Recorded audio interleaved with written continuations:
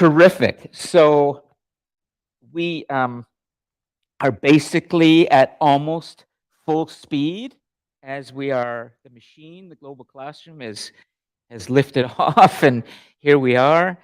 And so I'm just going to take a deep breath and be grateful that we are able to get everything working, and we can have a class. So welcome everybody to Short History of the World, the second part of Awakenings of Power. We're going to pick up the story where we left off last week, which was the just beginning, glimpsing the beginning of this great awakening that's going to happen in ancient Greece. And this part of the story is one that I love to talk about. Of course, I love to talk about all of them, but there was a time when I was around your age, as a late teens, early 20s, when I thought I would love to study the classics and Greek history at university. But life being what it was, money being tight and other things, I couldn't do that. But the interest in ancient Greek history is something that has been with me for a long, long time and has helped me to build up a very large library at home of many books on ancient Greece and Athens and Rome and then world history. But a lot of my interest in world history started, as perhaps yours has, your interest in history, with a fascination with this brief moment in history, in the story of humanity, when something unusual happened in a part of the world that hadn't happened anywhere else. And for about 150 to 200 years, when we talk about the golden age of Athens, which was the great polis or city state of Athens, there were about 1,000 of them or so, as you're going to see. Things happened there that really defy a kind of understanding of world history, because so much of the story that we've been telling about civilization so far has been about a god king emerges, an authoritarian figure, and power starts to centralize around this one individual. But the Greeks, particularly in ancient Athens, that one, very progressive city state, turned that upside down. And in the process of doing that, they gave us a lot of the modern ideas that we have today. Most importantly, democracy, but also artistic expression, more free thinking, advances in science, whether it's in astronomy or in our understanding of the human body, or whether it's philosophy, or whether it's architecture or sculpture. They did something and they took a step forwards that has spoken very clearly through the ages.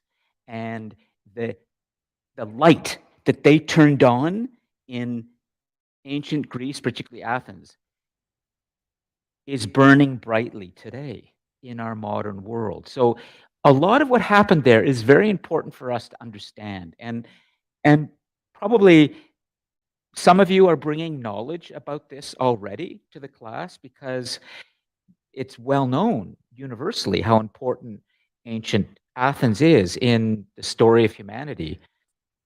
But there are things I hope I'm going to be able to open your mind to today as well, about why what took place there is so significant in this story. And unfortunately, this story is not going to end too well. As a matter of fact, I'm going to help you to understand something you may not really know, which is one of the reasons ancient Athens declined so quickly was in part because it lost a war against its rival city-state, Sparta. But actually, the Greek military, their forces, had been profoundly weakened by something, including its great statesman, Pericles, who will perish as well from this very thing. And do you know what that thing is? See if you put it, you probably are thinking, Marshall? Absolutely. So we've just come out of well, we're still coming out of it, but essentially we're out of it in the sense that we can all sit here in this room and not wear masks. William McNeill, the world historian I've told you about, and his son John McNeill are so important. And William McNeill, in particular, has written this great book on the history of infectious disease in world history. And he has told us to beware of the diseases that are coming. And he wrote this 60 years ago. Most of history is about war, whether it's world history or histories of peoples or countries, because that's been the traditional way of telling the story of what happens to countries and peoples.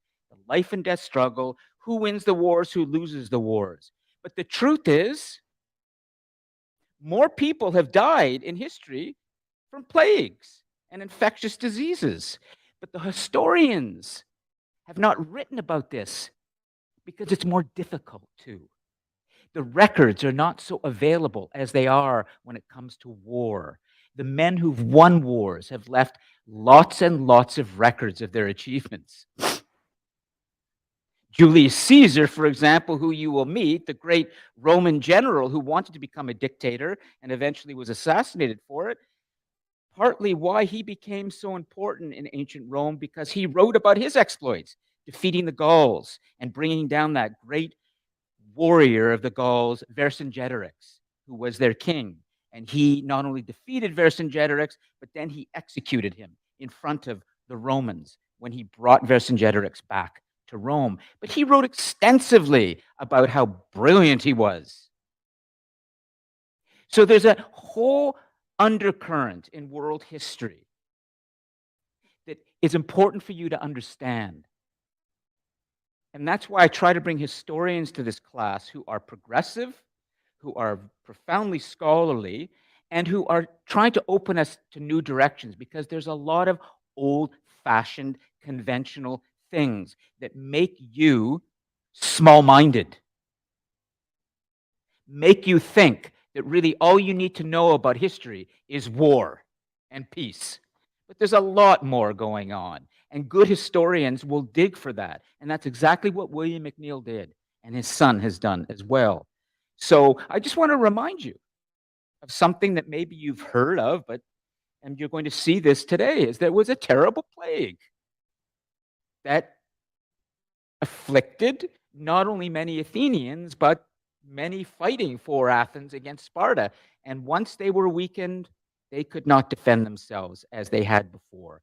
And sure enough, the great Spartans, who were warriors second to none, very cruel,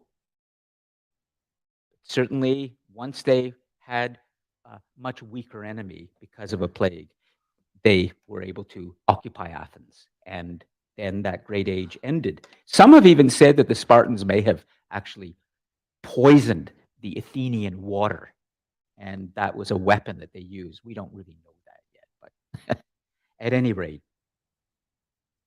what I want to do today is really continue with this story of awakenings of power. And so before I start with a giant, another giant historian that I'm going to introduce you to today, who is part of the story, because everything that I bring to you, the story that I tell, is, of course, built on the shoulders of giants, all these others who've told this story. I've just studied them and tried to bring it together and present to you in a way that's interesting.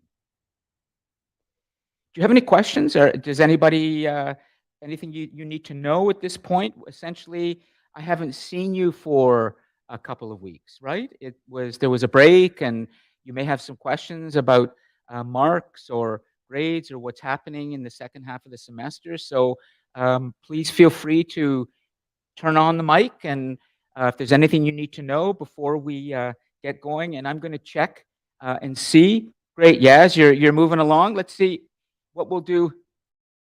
Excellent. You know what we'll do today is I'll leave some time at the end for you to review the notes with us, okay? And if you need to speak, we'll get you a microphone, okay? Because there's a microphone. Good. But great. So we've got Yaz on the notes today, and he was the one who did the notes last time, and he gave us some great illustrations, including that really nice power, where you wrote power out in big block letters, and then, well, that was really good that you did that, because this story is very much about power and who has the power and who doesn't, and what do they do with the power that they have. Abuse it? Often, yes. So, okay, everything working okay? You can see this clearly. Let's just see online. There may not be anybody there, so that's okay. Okay, so there's Rashad, and let me just come out a little bit. Anything online, Rashad and Planet UP and Planet R? Can you hear me and see everything clearly? You good? I can hear you, but the screen is. I can't see exactly what's on the screen. You can't see clearly what's on the screen? The camera is working. I can see you, but the screen is. It's like I can you if you share the screen, maybe I can see it. Yeah, I'm not sure. I think I probably will. I'll share the PowerPoint with you. I can do that quickly in a moment, okay? And then you will see the images. But that's good. I'm glad you told me that, because I'm able to do that quite quickly. So why don't I do that right now? And Rashad, please jump in anytime on your microphone to tell us if something's not clear for you in terms of visually or anything. So right now, I'm going to share this, and I can do this quite quickly by going to share screen down here. I go to a window, and then I can share this. So right now, what do you see, Rashad? Do you see a picture of an older man with a pen? I do. Yes. Great, good. And everybody can sort of see him here, so I don't have to enlarge it here. All right, great. So I'm able to push out the content for Rashad and the others, and I'll do that with the PowerPoint in a moment. But let me start by talking about this gentleman. It's not Alfred North Whitehead. We've already touched on him. It's not William McNeill or his son, John McNeill. It's Arnold Toynbee. Arnold Toynbee is another great world historian of the 20th century who wrote a book called The World and the West. And he was the one whose quote we ended on last class, when you saw up on the wall, "Human nature without God's grace is not enough." You might start to remember that from 2 weeks ago. I'll review that with you, okay? But he has written landmark, extensive volumes on world history and civilizations. And one of his smaller books was when he tried to explore this idea of the way human history has evolved with the rise of the Western world and the way the rest of the world relates to that. And when we talk about the Western world, we're talking largely about Greece and Rome, Greco-Roman culture that gave rise to Europe. And then Europe will become the dominant power, particularly the Western nations in Europe. And you think of the map of the world for a moment. It should be up there, but it's not today because of a problem. But I'll just, for the students here, I'm just going to do that so you can see it here.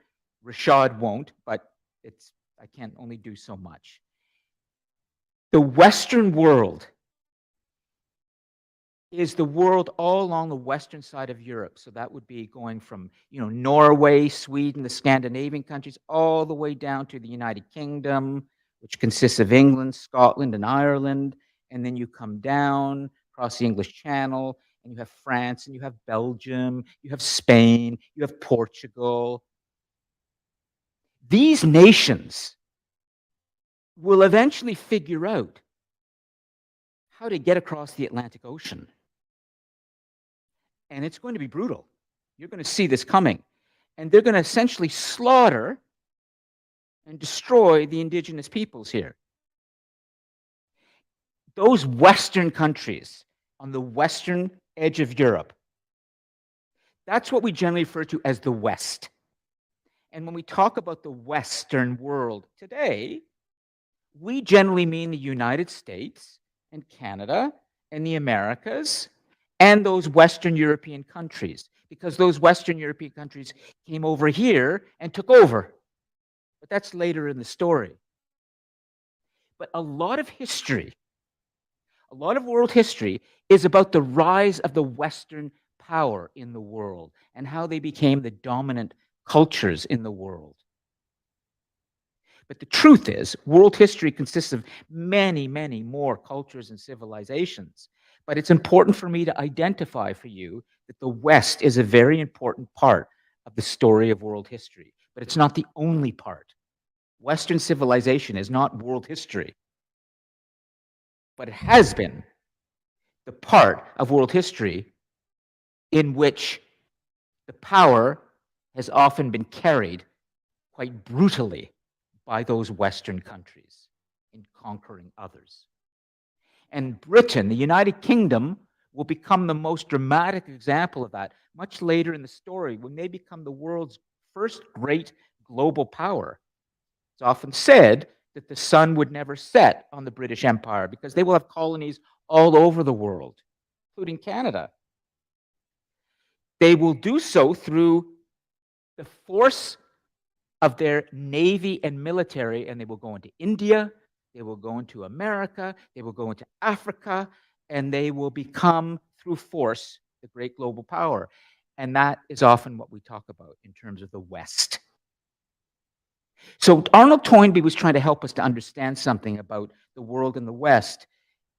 But I'm not going to talk much about him today. I just want to remind you of a great giant, because we're going to start with his quote again today, and we're going to pick up the story from where we left off last time, and I'm going to help you to understand what he meant when he said human nature without God's grace is not enough.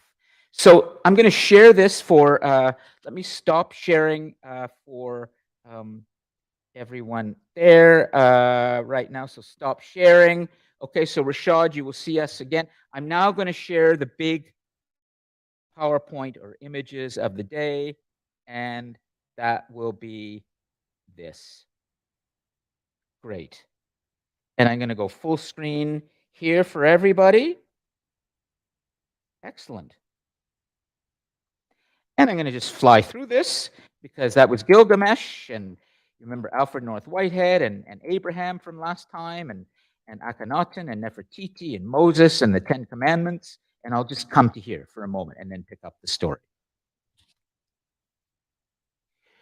Where we left off last time was with this quote, but actually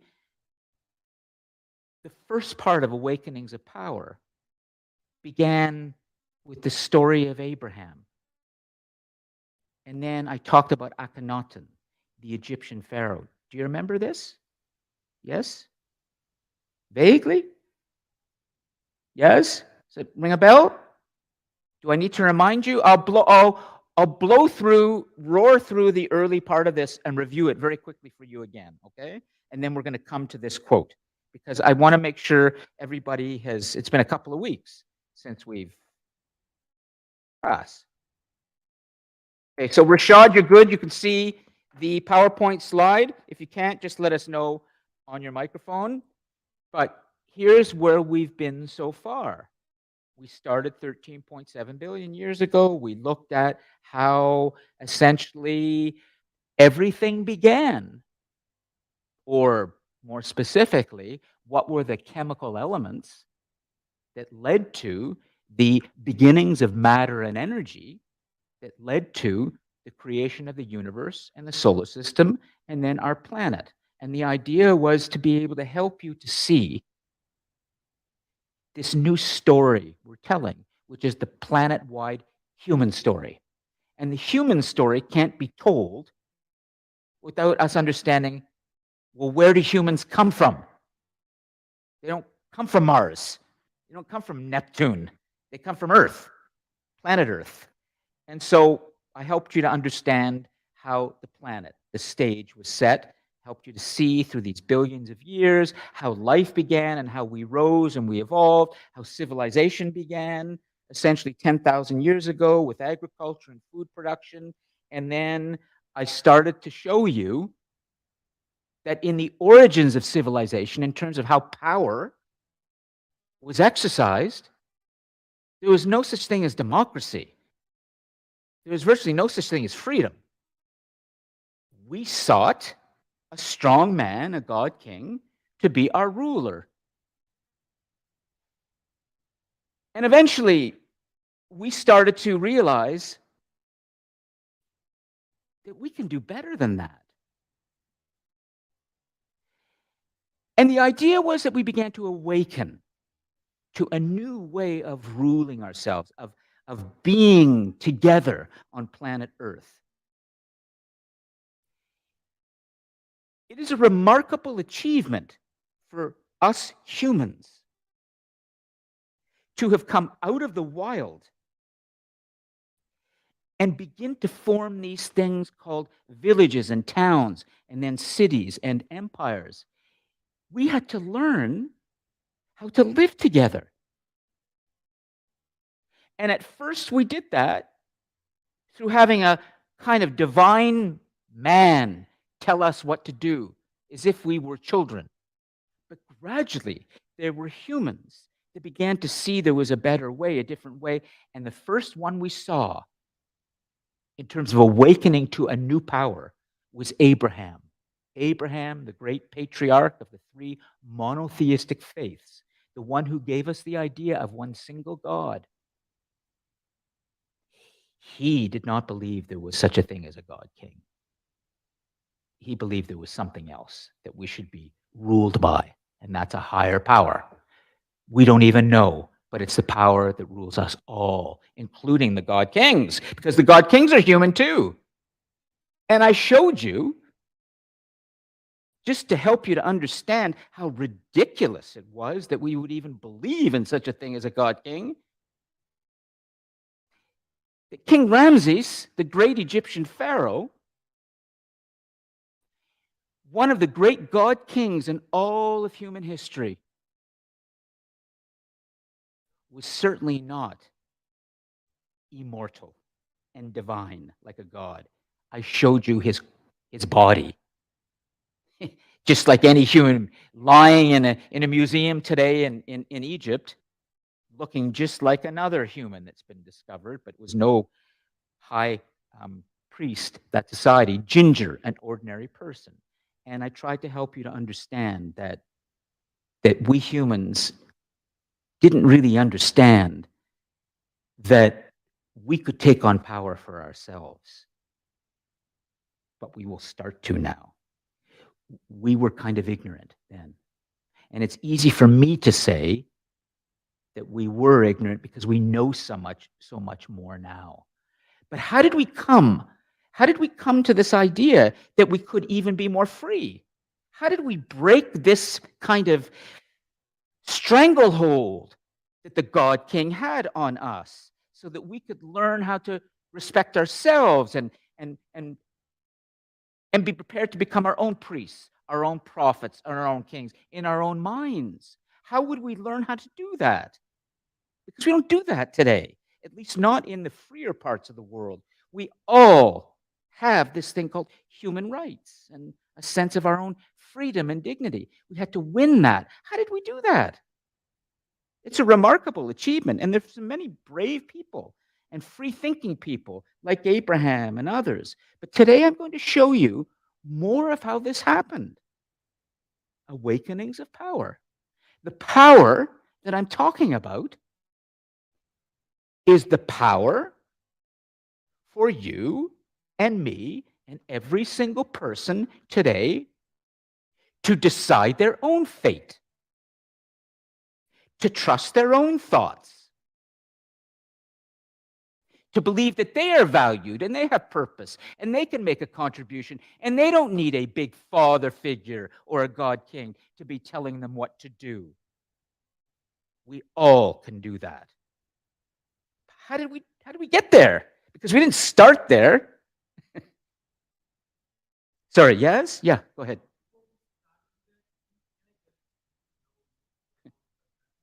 About Abraham. Okay. Do you want me to go over? I'll review a little bit more with Abraham, because if I did not cover this, I thought I covered it last time, but that's okay.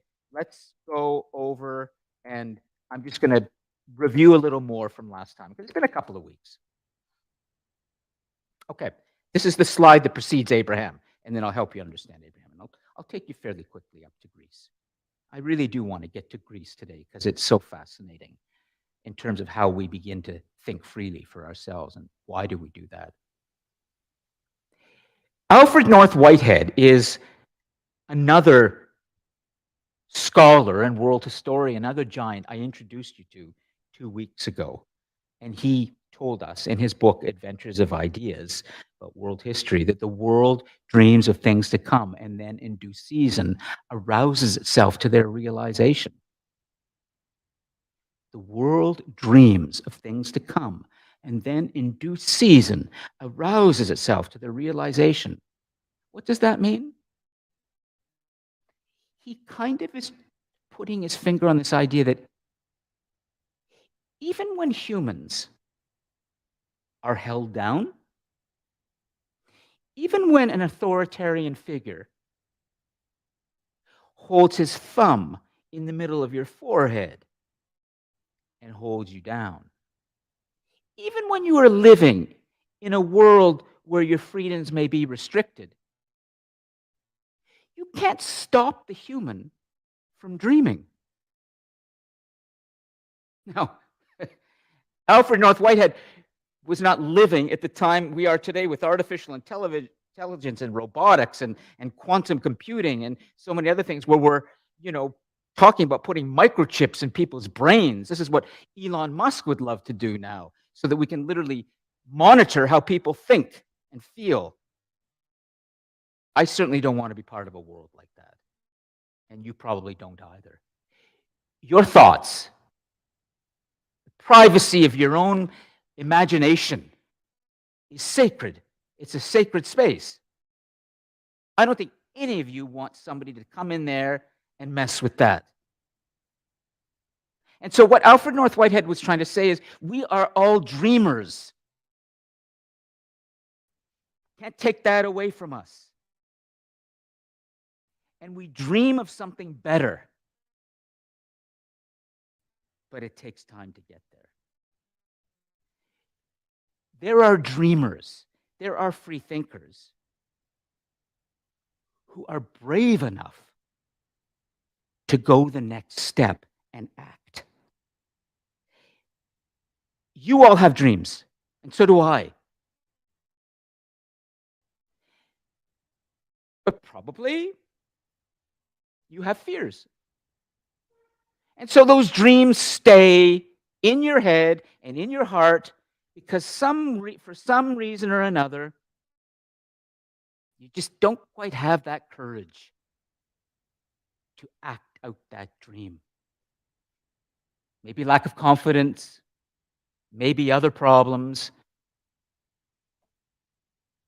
Abraham was an individual who was prepared to act.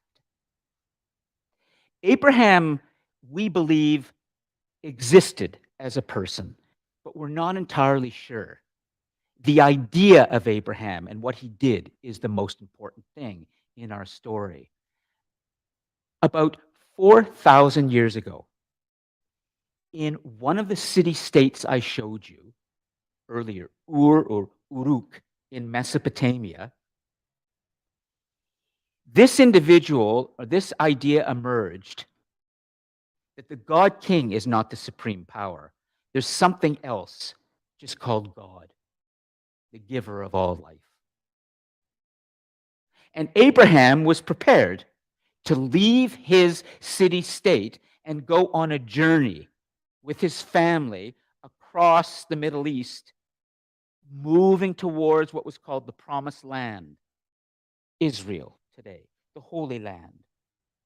And there he was going to create this new world where everybody would be equal, honoring their one God.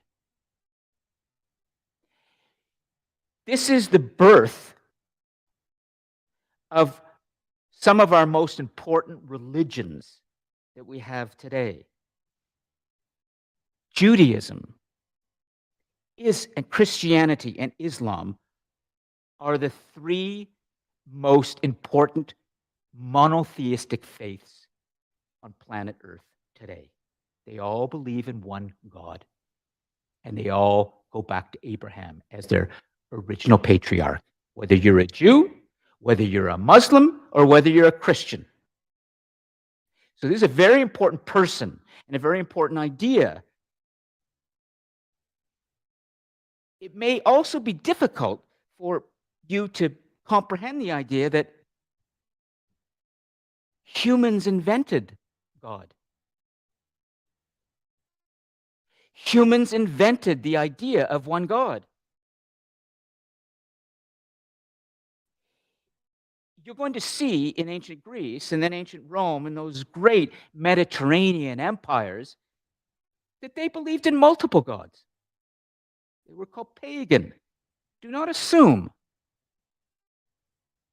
that your belief, if you have this belief in one God, comes from some mysterious place that you can't understand.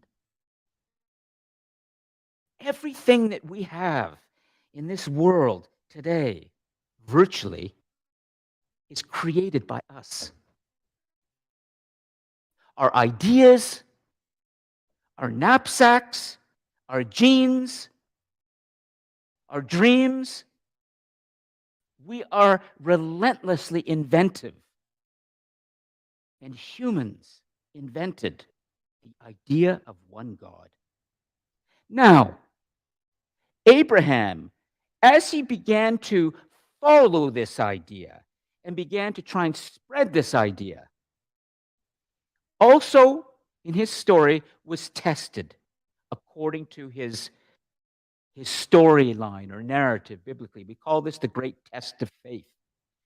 Such was the devotion that Abraham had to have to his one God that he would have to be prepared to kill his son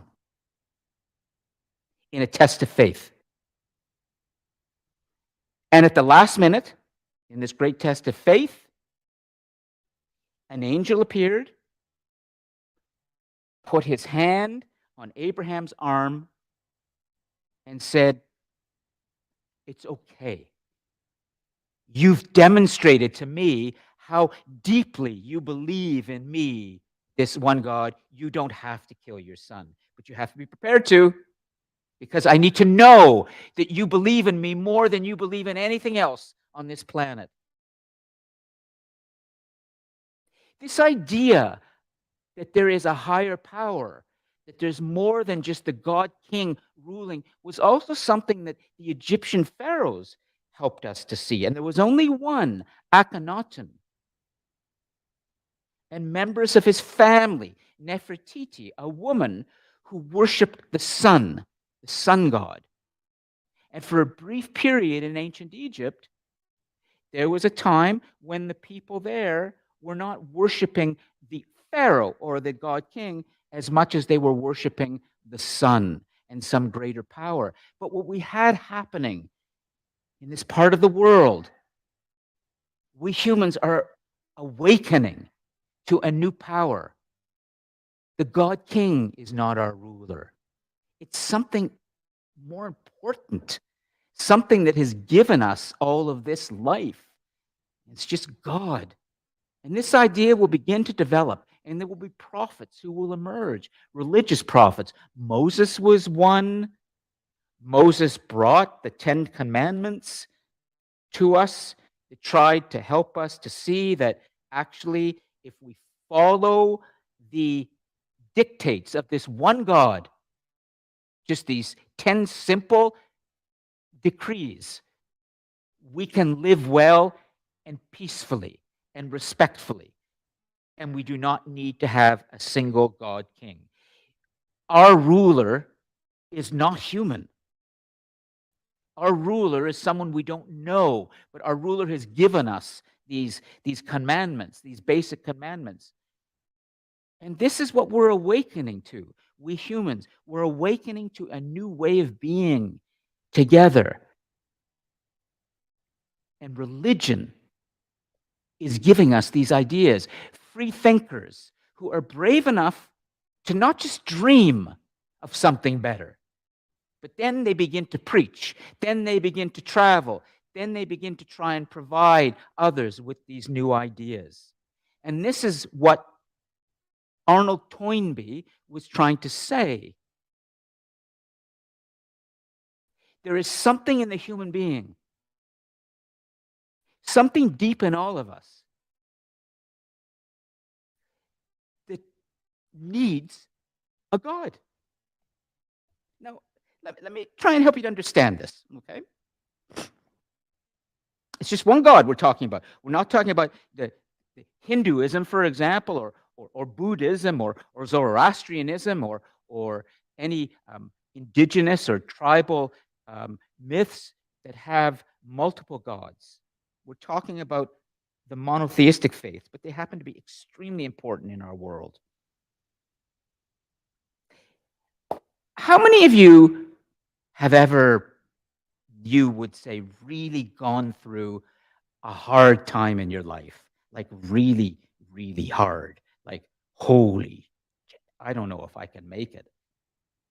Well, just say hard time, okay? I don't want to make the statement really difficult. Okay, yes, yeah, like really tough time. Okay. Still living it? Okay, very good, yes, to say that. And we all go through tough times, and life comes and goes, and it's all zigzagging here and there, and you think you're over it, and then you get whacked again. Well, maybe I'll ask Yaz a question, since he's brave enough to declare this, and so are you, and I'll ask you as well. What's your name again? It's Aisha. Sorry, okay, Aisha. Okay, I'll start with Aisha, because I don't want to feel like I'm moving everything over to Yaz, because you've got some great notes, but this is classes for everybody. Aisha, in the hard time that you were in, were you able to talk to anybody? A little bit, but did you feel alone? Really alone? Did you sometimes feel like there was somebody else you were talking to that was going to help you through this, but that thing is not human? It's something that you feel alone, but actually you're not really alone, because there's something there that cares about you. Did you feel that? You don't have to give me the answer I'm looking for. I want to, because everybody is going to learn from this, okay? Are you being honest? That's powerful. That is powerful. You may have a sense now of where I'm going with this. Did you ever explore a little bit about what that is, that force that seems to care?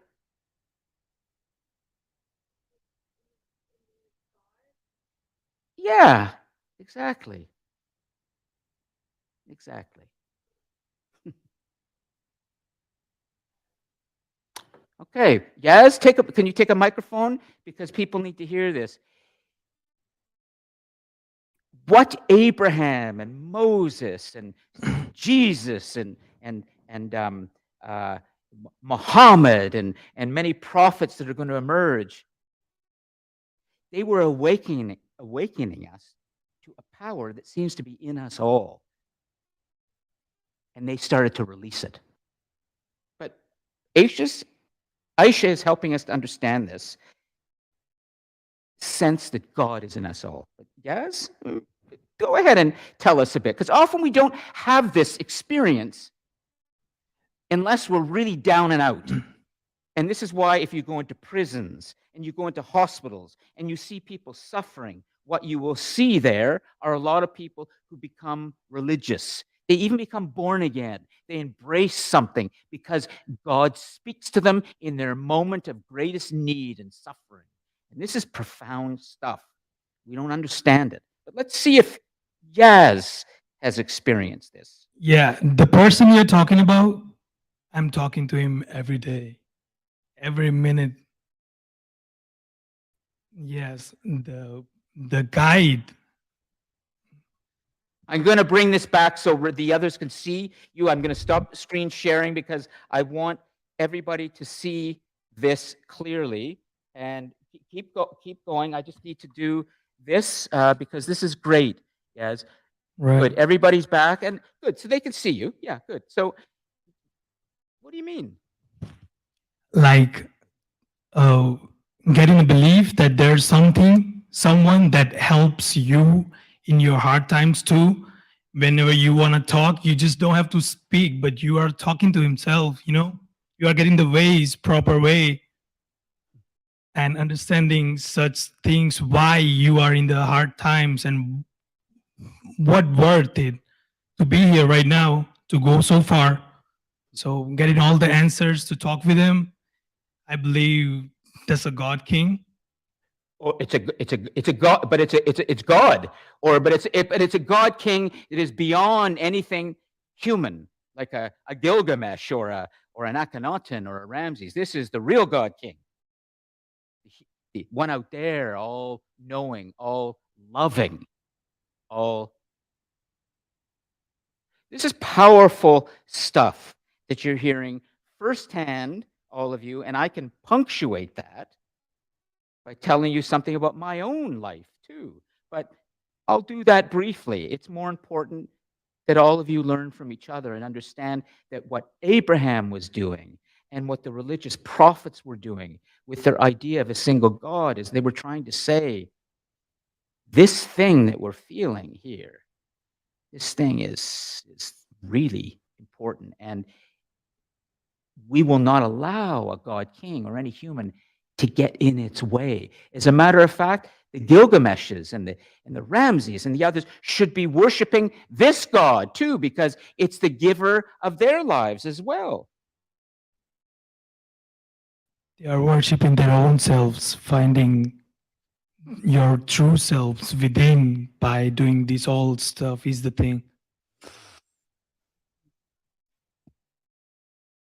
I really appreciate both of you answering this the way you did, because you help the others to see something that is very important in history.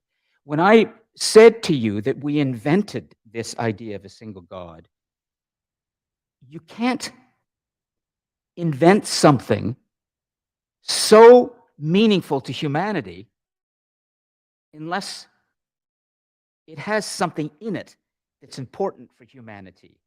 And we might say that it wasn't that we invented God, we kind of released it. We lost our fear of the God King, and we were ready to open ourselves to a new kind of power in our lives. And this is what often religions do.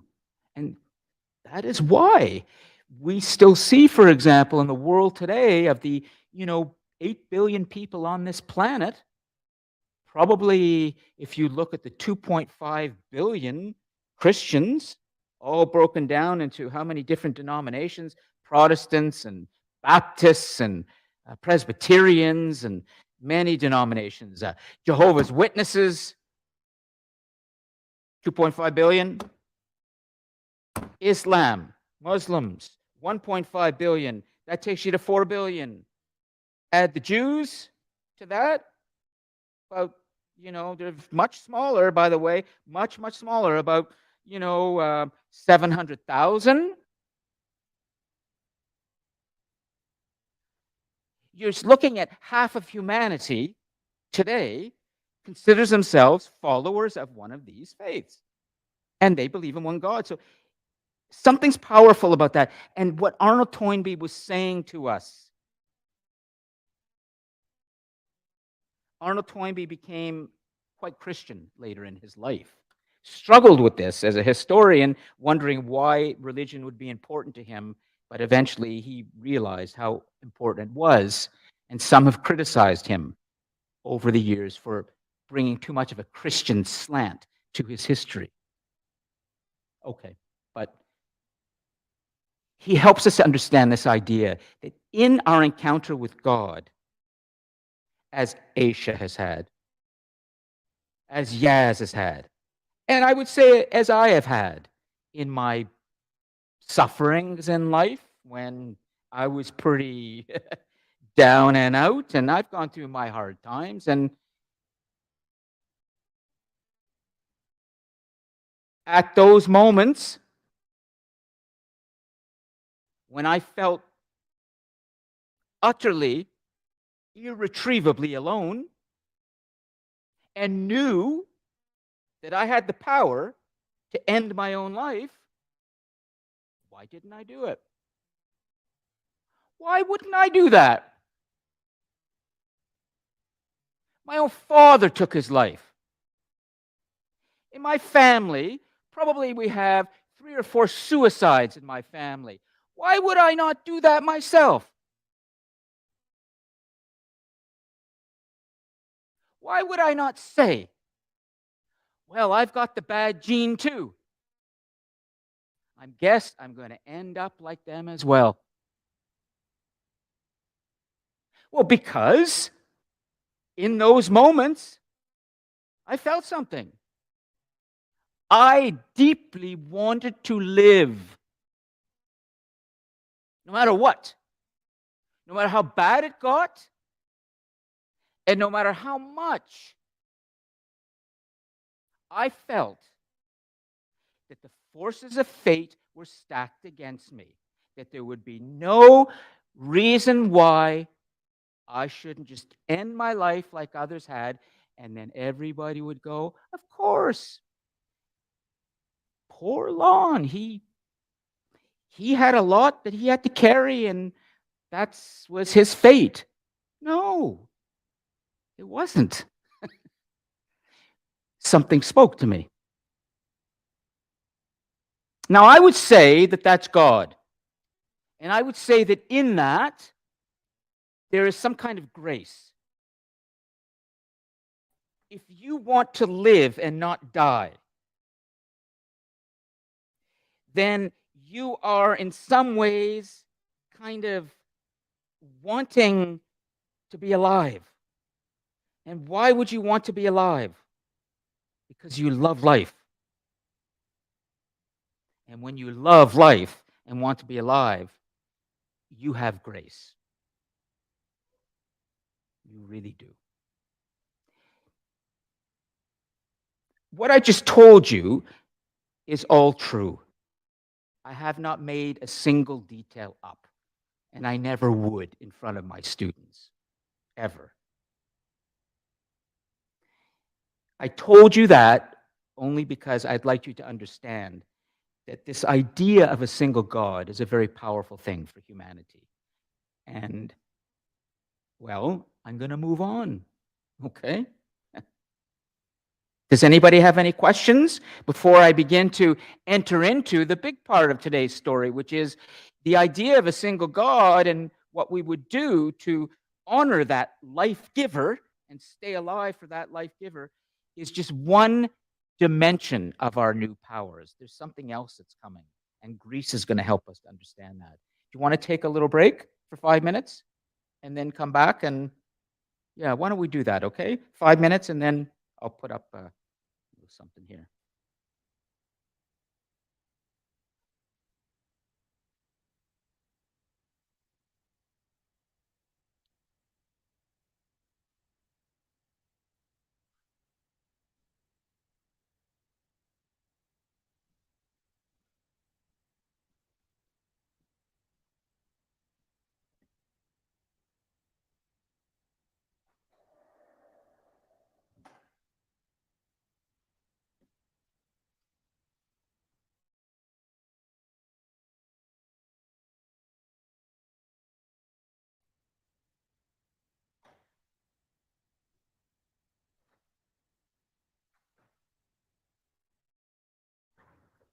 Great. This is going to work. This was made by a student in this class one year. And I'll push this out for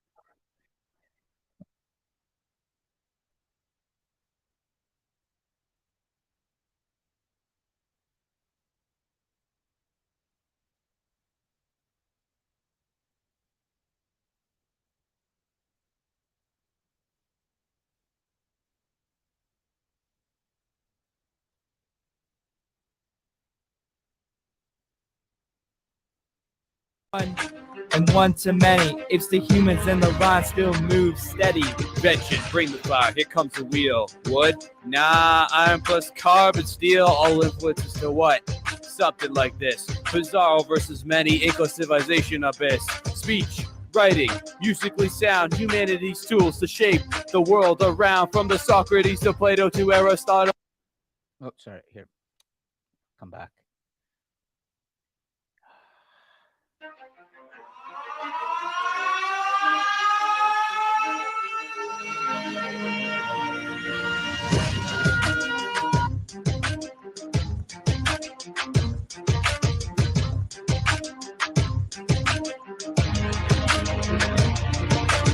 .7 matter colliding, Big Bang. 4.7 things won't ever be the same. Sun in the skies and gas is imminent. Water 4.5 with a new life in it. Power and explode everything the world through. Change the minds of everyone for me and you. Theorize and criticize beliefs of the time.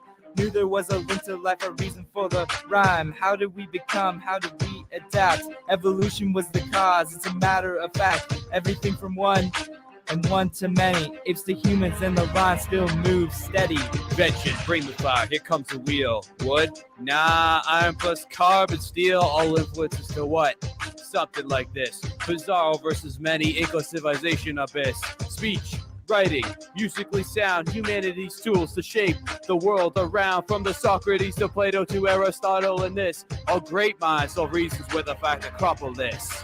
Power defined, pharaohs and kings, one ruler, one time, no change of state, theocracy in mind. Bring the revolt, march of many, changes coming, new world. You with me, you ready? 13.7 matter colliding, Big Bang. 4.7 things won't ever be the same. Sun in the skies and gas is imminent. Water 4.5 with a new life in it. Oh, what just happened? Okay, it could be wireless. Rashad, have you been seeing and hearing that video pretty clearly? Yeah, I saw part of it. I heard most of it. Okay, good, but it's frozen. It's Yes, it is. yeah, it's done. This was produced by a student in this class, but let me. I think it's the bandwidth here at the college because now I'm wireless. But let me try and just go back for a second here to this and go over here. I think I can correct it. Yeah. Could be. Versus many, eco-civilization abyss. Speech, writing, musically sound, humanity's tools to shape the world around. From the Socrates to Plato to Aristotle and this. All great minds solve reasons with the fact Acropolis. Power defined, pharaohs and kings, one ruler, one time, no change of state, theocracy in mind. Bring the revolt, march of many, changes coming, new world. You with me, you ready? 13.7 matter colliding, Big Bang. 4.7 things won't ever be the same. Sun in the skies and gas is imminent. Water 4.5 with a new life in it. The buffering is not staying. Okay, well, all right. It's a bandwidth issue here. I'm not on Ethernet. That's it's interesting. I had trouble getting on Ethernet, But if we were on Ethernet, I could push this out and it would be fluid. Right now it's wireless. So at any rate, this is an example of a student assignment, something they did for their final assignment. And it might be something some of you end up doing as well. Let me come back here and first do that. And hopefully everything else is going to work. Ready? 13.7. A world bound to fail to understand the great, the few, and what was given in the hand right in front of you. Greeks and Romans, ancient times to now. We live fast, we live free, no dictator with crown. Hitler to Mubarak, all is past, welcome present. History to be written, no discriminated peasant. 13.7 matter colliding, Big Bang. 4.7, things won't ever be the same. Sun in the skies, and gas is imminent. Water 4.5 with a new life in it. Quality, love, life, respect. Wars to distract these qualities to erect. Walking through bullet shells, take the power back. Society's will, our will to end the attack. 13.7 matter colliding, Big Bang. 4.7 things will never be the same. Sun in the skies, And gas is imminent. Water 4.5 with a new life in it.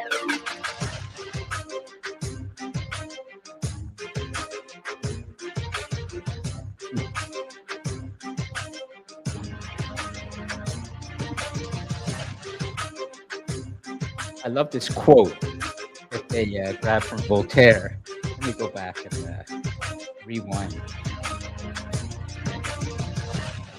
I got to do it here, but I'll jump ahead. There it is. Yeah, because it's very important to what we're talking about today, actually. And I just want to leave that up here. Okay. Man is free at the moment he wishes to be. You want to write it down? Yeah, I think that man is, you can do one of your good slides, yes. Man is free at the moment he wishes to be. Voltaire is a French philosopher from the Enlightenment. We will touch on later when we get to that part of the story.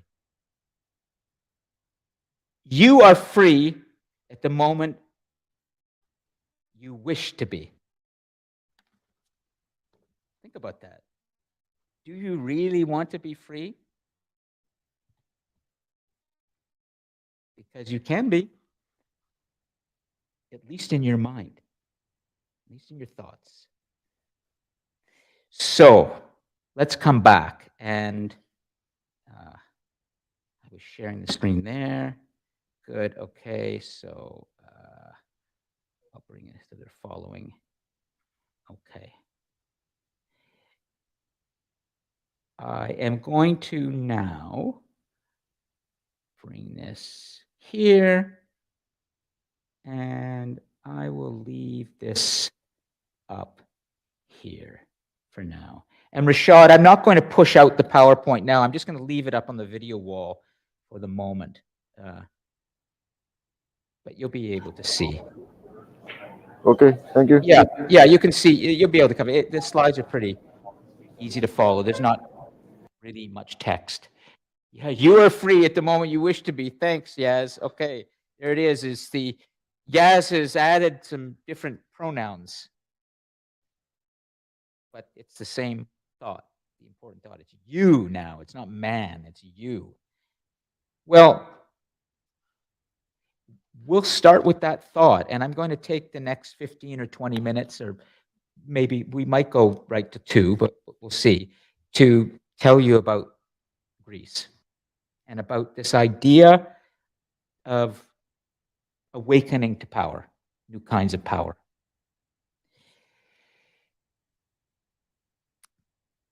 If the map of the world were up there right now, you would be able to have a good reference. So I'm just going to have to kind of draw it for you in the air, and you will have to use your imagination. But try for the moment to just picture the world map in your imagination. And try to begin to focus your thoughts on the Mediterranean Sea. The Mediterranean Sea. This part of the world has been so important for the human story, this ocean or this sea that you can reach through a little channel from the Atlantic Ocean and around Gibraltar, just south of Spain. You can come around there and you can enter the Mediterranean. That's your way of getting out into the Atlantic. That's actually how Christopher Columbus and others are going to embark on their great voyages across the Atlantic Ocean many centuries from now. We're still now only at about 2,400 years ago, 400 BC. And when the voyages across the Atlantic Ocean began largely from southern Spain, very close to the Rock of Gibraltar, and then embarked on those great voyages. That was in the late 1400s. Columbus, of course, 1492. So that's a long way off. But my point is that this area, the Mediterranean Sea, has seen so much important development in civilization. And you saw that, for example, with the Fertile Crescent or Mesopotamia in around Iraq and Israel and Syria. All that's on the eastern Mediterranean Sea, and Egypt is just south of there, and that's also borders the Mediterranean Sea. And then, you know, we have, as you go around the northern part in that part of the world, you know, there's Turkey, and the great Constantinople will emerge as the center of the Byzantine Empire, which is what's going to happen to the Roman Empire when it's divided. Then you keep going, and you see the Peloponnese, the great peninsula of Greece. And in this part of the world, right there in Greece, around 2,400 years ago, there was an awakening of power that is tectonic almost in its repercussions for humanity. Why this happened there and nowhere else has been the focus for many historians through so many generations. But we have some ideas of why this took place. And I'm going to try and help you to understand some of the important sort of characteristics of what emerged there and why it emerged there and nowhere else. And if there's anything that you have that you'd like to add to this, please feel free to raise a hand or jump on the microphone online, because probably some of you have studied this to some extent and bring some knowledge around ancient Greece. But I'd like to start with the figure that is so important in this story, and his name is Pericles. Now, you're looking at a little illustration of a scene in ancient Athens around 2,400 years ago. We often call it the Golden Age of Athens. And it's important for you to understand what you're seeing here in this moment. That's Pericles. He's standing there and he's speaking to the people of Athens. Now, let me just orient you a little bit to where we are exactly. On the peninsula of Greece, we call it the Peloponnesus, actually. This peninsula that sticks out into the Mediterranean, it's just east of the boot of Italy. And Rome is going to come after Greece. Rome is going to conquer Greece. And we're going to have the Roman great empire spread around the Mediterranean, but they're going to do that by adopting many of the Greek ideas. We call that the Great Greco-Roman civilization. So the Mediterranean Sea is going to be dominated by these ideas, largely spread by the Romans a little bit later. But you can see in terms of proximity, if you think of the map of the world, there's Greece, and then just very close is Italy. So, they're really close to each other. But first there was Greece, and then in Greece, there was this city called Athens. At this time, 2,400, 2,500 years ago, there were many city-states in Greece. Sparta, Corinth, for example, was another one. Just the way we saw all those city-states, remember, along the Euphrates River? And we saw as well along the Nile River as well, that would form the world of ancient Egypt. This idea of city-states forming independently and then coming together as a greater empire is quite common. But in terms of Egypt and Mesopotamia, they had rivers. The Greeks didn't. This is what's very important. The landscape of Greece is quite mountainous, and there are valleys and hills. And in these little pockets, valleys and hills, we had these city-states forming that were very independent of each other, that didn't even contact the other city-states that much, because it was very difficult for Sparta to reach Athens or Athens to reach Corinth. But they could, but it wasn't so simple as getting in a boat and going up the river. So these city-states that had formed in Greece were fiercely independent. They were like little countries. And they all had different political systems, very diverse. But Athens was the one that really took these ideas of freer thinking beyond any other. And quite a bit of this has to do with the decisions that were made by Pericles, their leader. But he was unlike any leader, actually, very different in how he looked at what would make this city-state dominant. So there's Pericles. He's speaking to his people. Could you give me a sense, as you look at this image, of how are the people reacting to this? As you look at these Athenians who are listening to their leader,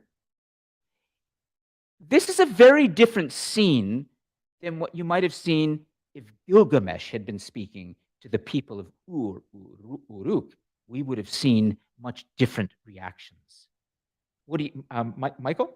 Yeah, Michael, what do you take Marshall, give him. What do you think and make sure it's on, okay? What do you think you're seeing here? So I was gonna say, when we saw like photos of like Uruk, we saw like all the citizens like pulling carts and doing work.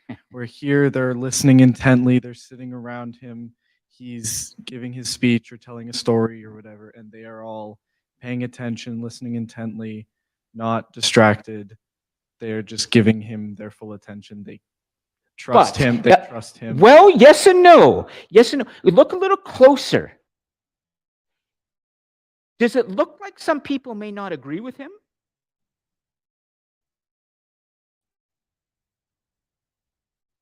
Let me take my cursor. Okay. Here's my cursor. I can enlarge it. So, oops. I'll do it this way, so you can see nice and clearly. Forget it. Okay. So do you see my cursor here? Is it okay? I'm going over Pericles, down his hand, and down to. Look at this gentleman. He sort of. Look at his face here. How about this guy with his arms crossed? Looking. The people are able to have their own opinions. Yeah. They're listening, but they're thinking for themselves. They're able to argue with his. Exactly, Michael. Exactly. That's what we're seeing here. We're seeing what Alfred North Whitehead would call a monumental shift in human society. And here it comes. The shift from force to persuasion. The shift from force to persuasion. The leader chosen by the people of Athens, by the way, elected, not by everybody, not by women. They didn't have a vote yet. So let's not get too encouraged by what happened there. They opened the door to more freer thinking and democracy, but they didn't open it to everybody. That will come. But Pericles is attempting to persuade the people of Athens of his decision. And those people have to agree. And they have to agree because of what he says. He has to persuade them. He can't just force them through threats, through the threat of punishment or death. It is a very important, it is as if we're seeing the moment when your parents look at you and see you now not as a child, but actually as an independent thinking person who can figure it out for themselves and should be given the chance to think for himself or herself, because you can think critically for yourself. You don't need your parent to guide you. Your parent has to convince you. And if your parent doesn't, it's not going to happen. Does it make sense? Aisha, does it make sense? Yeah? From force to persuasion. It's such an important shift for humanity.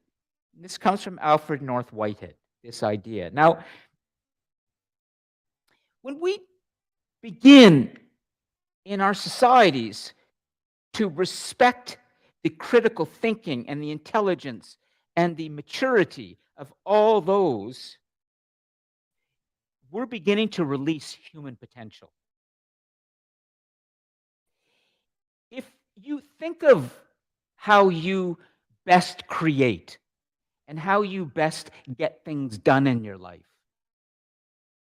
I suspect that most of you would say that you're most creative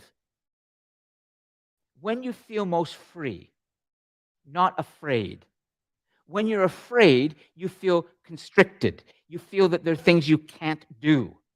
But when you are freer and you're able to express that, you then are releasing your potential, your creative potential to build things, make things grow.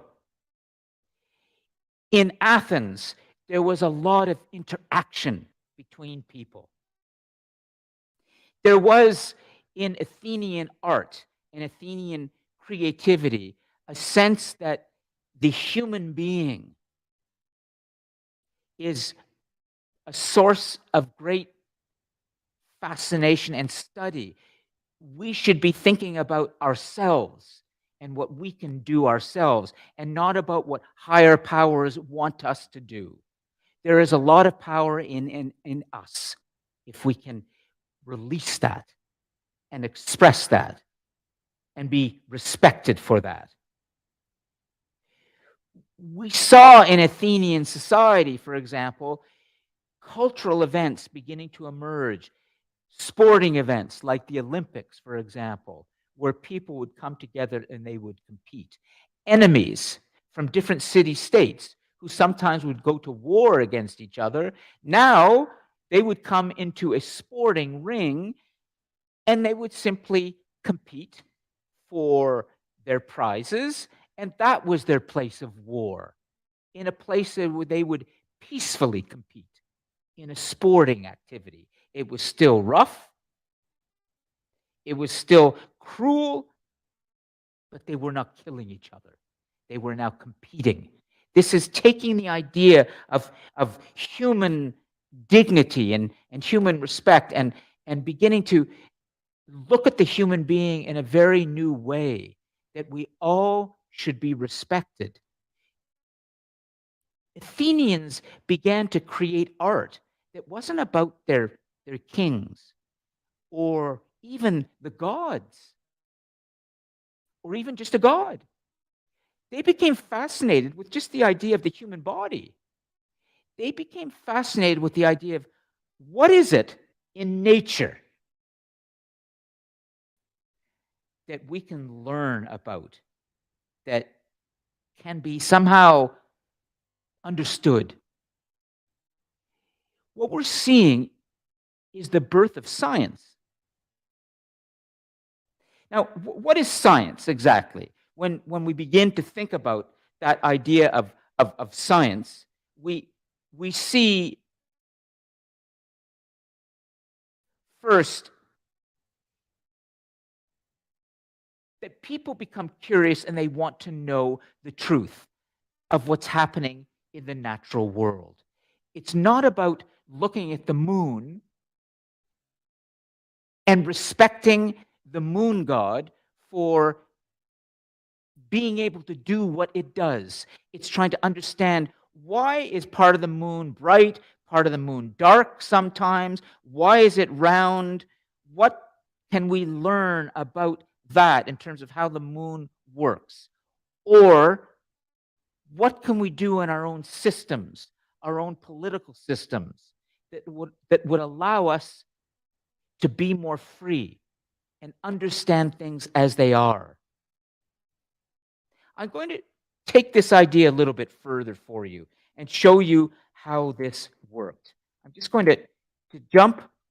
Actually, I'm getting a little bit ahead of myself, so I'm gonna stay there for a moment, and I will come back to this idea of science because I'm kind of getting ahead of myself. I want to stick with the idea of how we will rule ourselves, politics, how we will govern ourselves. The Periclean idea was based on this very interesting thing that you may never have seen before, but you may have seen a television show that uses this. Have any of you watched Survivor, the television show, before? At the end of this show, there are people who are competing, and then at the end, the people have to go and take a piece of something where they vote. Should this person be kicked off the island or not? Should this person be banished? And that is an ancient practice that the Greeks developed, and it was called the ostracon. And you're looking at that right now. There is a word called ostracize. You may have heard of that word, ostracize. Ostracize is based on the word for ostracon. Ostracon, O-S-T-R-A-K-A-N, and that's what you're looking at. It's a piece of a pot that is broken off. And what the Greeks started to do in ancient Athens is they would come together for large assemblies. And they would write down the name of the person in power, a general or a leader, that they felt had failed them or done things wrong or had been corrupted. And that person would have to be banished from Athens. Didn't matter how powerful they were. This person that you see on this piece of ceramic, an ostracon, is actually a 2,400-year-old ostracon, and the name of Themistocles is written on it. Themistocles was a great general in Athens who the Athenians felt had failed them, and they voted him off the island. They banished him from Athens. This is the origin of democracy. It's the idea that people come together and they, in this case, they're voting to remove somebody from power. Eventually, this is going to grow into a ballot and the idea that you are electing somebody. But what they were doing is they were deciding that a person that they had put in power should be removed, and they would remove him. And Survivor, the television show, has taken this into popular culture today. But these are powerful ideas that Pericles and others had begun to understand, which is if you give people a chance to think for themselves, if you don't force people to do something, but you try to persuade them, you will have more intelligent, more liberated human beings around you. And they will probably create more for you. And do you know what else they will do for you? They will fight for you. The Athenians were not only freer thinkers, but they were great warriors.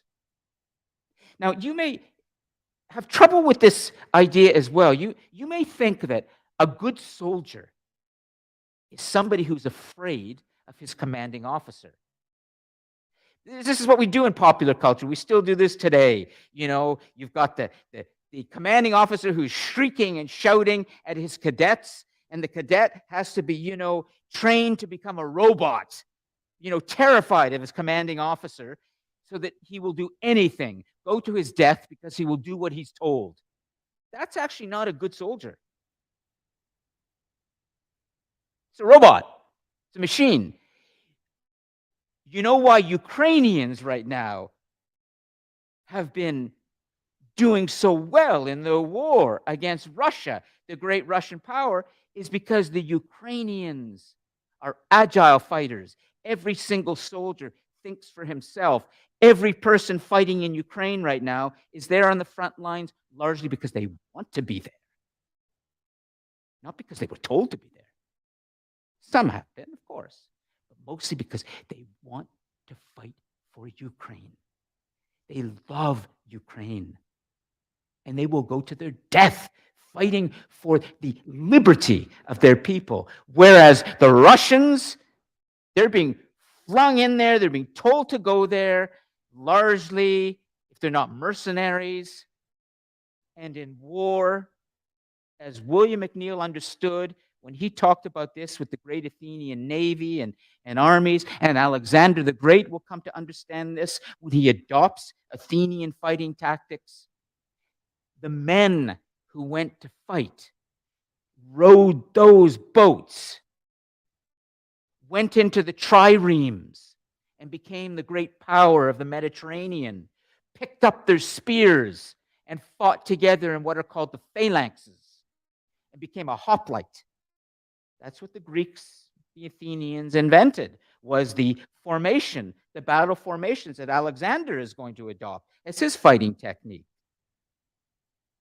You will see how this works. Alexander comes from north of Greece, a place called Macedon, and he's going to invade Greece, and then he's going to take their culture and their tactics, and he's going to use them. But it was the Greeks who invented these things, and the idea was every single Athenian could choose to fight. They were not ordered to fight. They would take their spear, they would take their shield, they would pick up their oars, and they would go join the triremes or the phalanxes because they wanted to fight for the glory of ancient Athens and the freedom that Athens had. And when men want to fight with each other, when they want to fight together, not out of fear, but out of an ideal that they love, their country, their people. Well, then what happens is, in a phalanx like this, or the trireme, you get the general's son fighting right next to the baker's son. You get people from the highest level of society and the lowest levels, and they are all thrown together now into this one battle formation called the phalanx. And at that point, guess what? Everybody's equal. Everybody in the phalanx or the infantry, everybody in the boats, rowing them. Now, as they go into battle together, there's no hierarchy.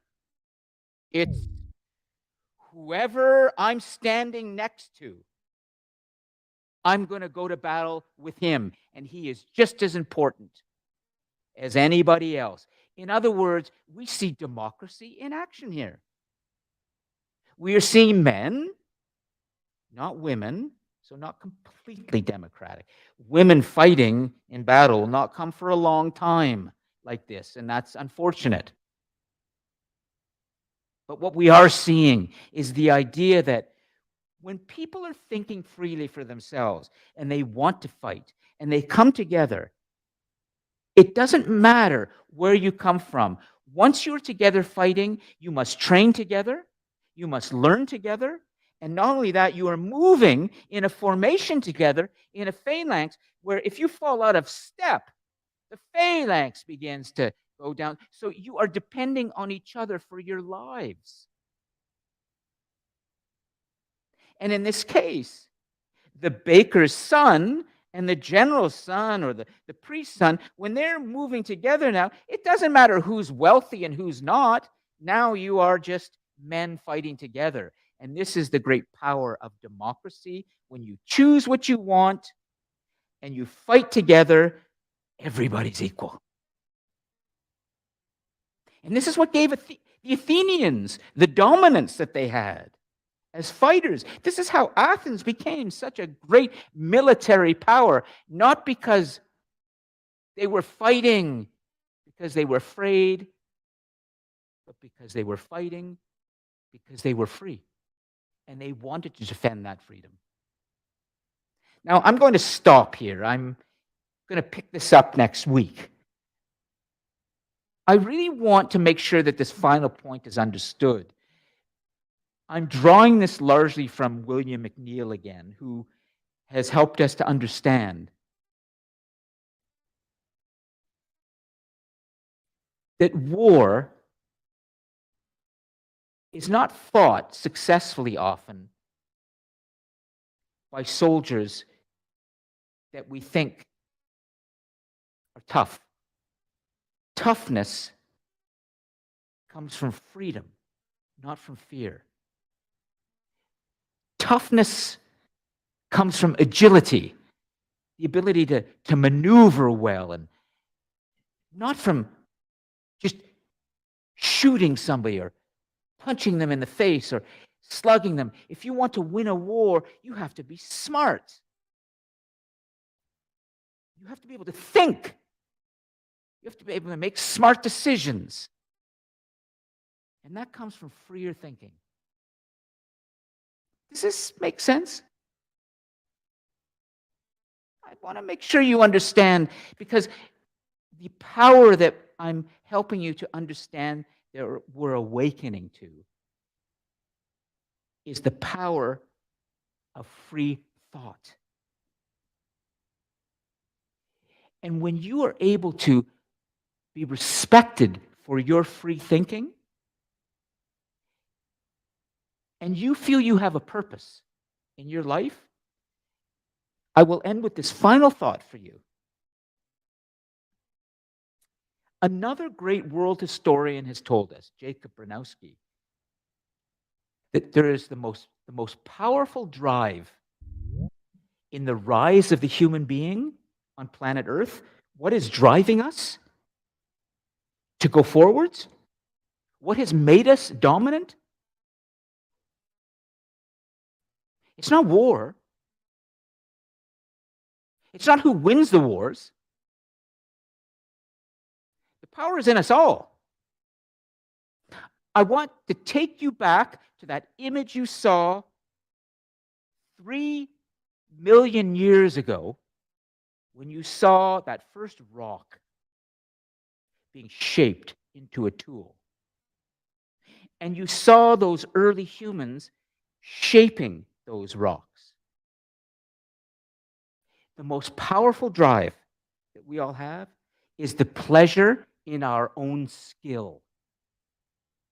When we are developed, when we are given the chance to develop our own skills, and we are free to do that, and we get good at something, we are unstoppable. if you are given the chance to be good at something and train for something, you will come to love that, pleasure in your own skill, and that will give you power all your life. Does that make sense?